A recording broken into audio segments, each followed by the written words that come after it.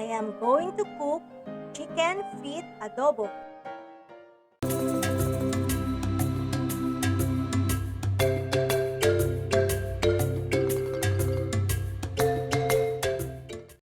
First, put 1 kilo chicken feet, cleaned and washed with 4 cups of water in a pot.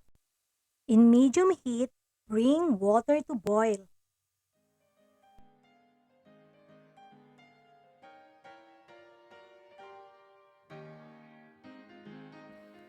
Then put slices of onion, add the garlic, drop some star anise, and 2 laurel leaves.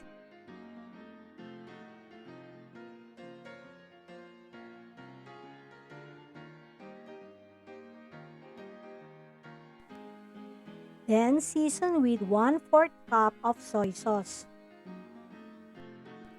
And also add 1/4 cup of brown sugar.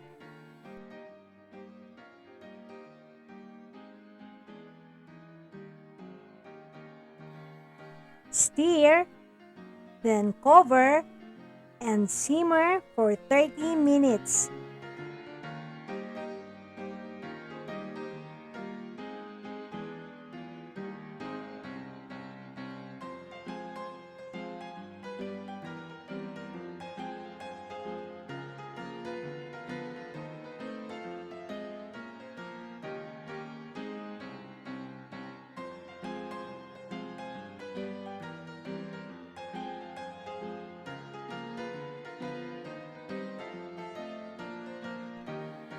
It's been 30 minutes simmering.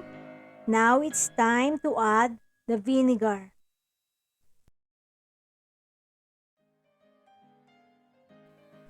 Cover again and let it simmer for another 10 minutes.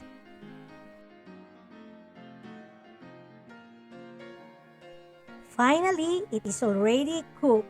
Let's turn off the fire.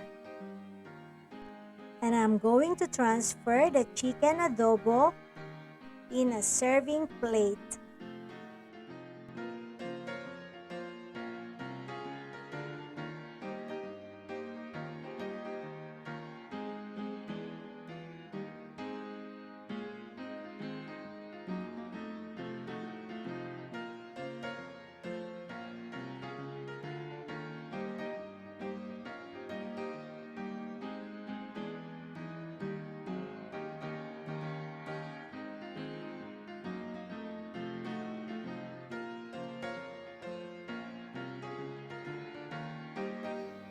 For the final touch, drizzle with the remaining sauce from the pot.